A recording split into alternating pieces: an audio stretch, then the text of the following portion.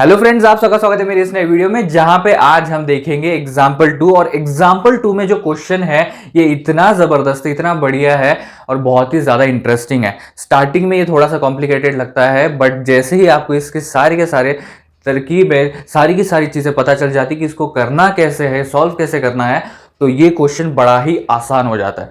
अब ये कौन सा क्वेश्चन है इतना इंटरेस्टिंग, वही हम देखने वाले हैं इस एग्जाम्पल में। तो शुरू करते हैं।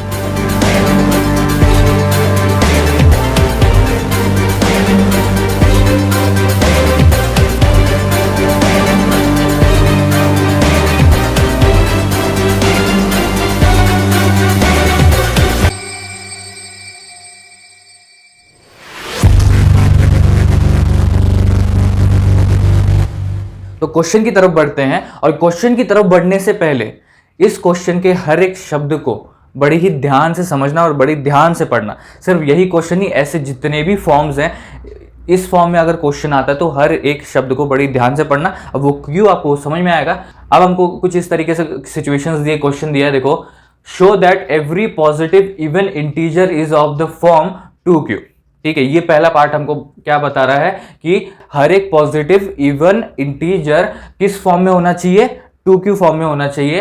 एंड हर एक पॉजिटिव और इंटीजर 2q + 1 फॉर्म में होना चाहिए। और q का क्या वैल्यू दिया है, q is some integer. Okay, उसका वैल्यू क्या स्पेसिफाइड है नहीं। ठीक है, तो अब यहां पे एक चीज तो है जो हमें फॉर्मूला यूज करना है, वो आप सबको पता है कौन सा है, that is a = bq + r।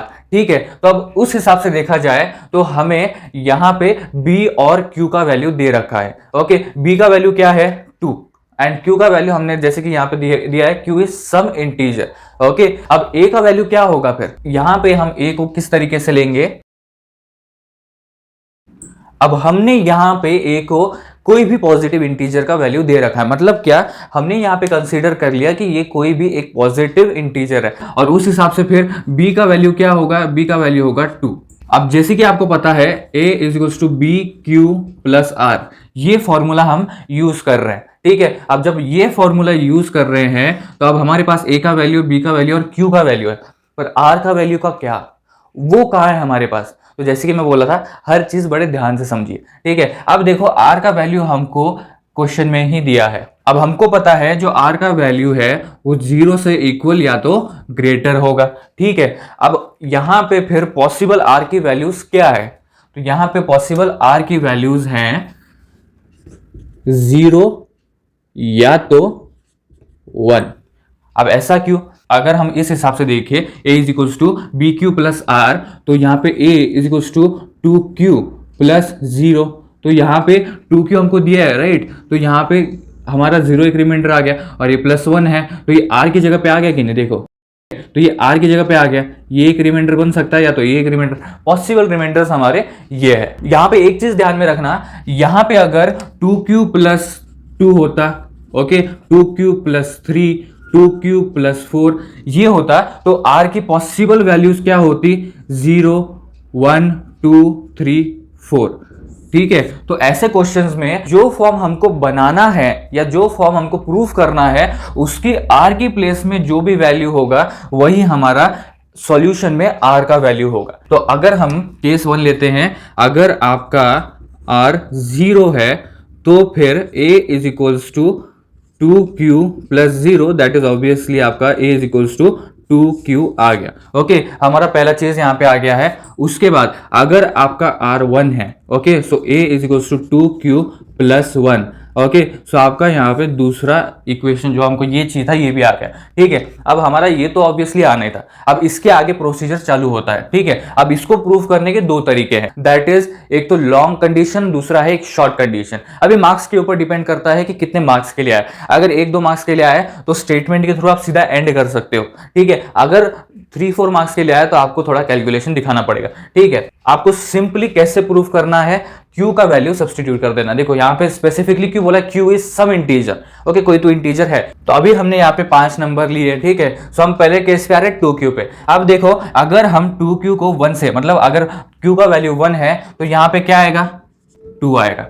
ठीक है, अगर q का वैल्यू 2 है तो ऑब्वियसली 4 आएगा, यहाँ पे 6 आएगा, यहाँ पे 8 आएगा, यहाँ पे 10 आएगा, ऑब्वियसली चीज है। ओके, तो यहां पे बताने की कोशिश ये है कि आप 2 को किसी भी Q वैल्यू से मल्टीप्लाई कर दो, आपका आंसर इवन में ही आना है, उसका प्रोडक्ट इवन में ही होना है। जैसे कि फॉर सपोज यहाँ पे a इक्वल टू 2q है, तो सपोज हमको पूछा है कि a का वैल्यू क्या है, ओके, इवन है या ऑड है, तो यहाँ पे 2q दिया है तो a is equal to 2 into 3 लेते हैं। ओके, अब देखो 3 तो ऑड नंबर है, राइट, और हमको इवन निकालना है, तो हमने अगर ऑड नंबर से भी किया तो हमारा a का वैल्यू क्या आया, 6 आया, और 6 क्या है हमारा, इवन नंबर है। तो हमने यहाँ पे पहला कंडीशन प्रूफ कर दिया, दैट इज ओके। अब हमने ये प्रूफ कर दिया कैसे, अगर हमारा a is equal to 2q है तो a हमारा हमेशा इवन होने वाला है। ओके, अब जब हमारा a इवन होने वाला है, इसमें एक और कंडीशन आ जाता है कि जो पॉजिटिव इंटीजर है जो कि यहाँ पे q है, ये इवन भी हो सकता है और ऑड भी हो सकता है, दोनों में से कुछ भी हो, इवन हो या ऑड हो, आपका जो फाइनल कंडीशन आने वाला है वो है इवन। ठीक है, इवन ही होगा, जैसे कि हमने यहाँ पे देखा। अब फिर उसी हिसाब से अगर देखा जाए तो 2q प्लस 1 का भी केस वैसा ही है। तो यहाँ पे अगर 2q प्लस 1, तो q का वैल्यू अगर हम 1 ले तो ये हो जाएगा 3।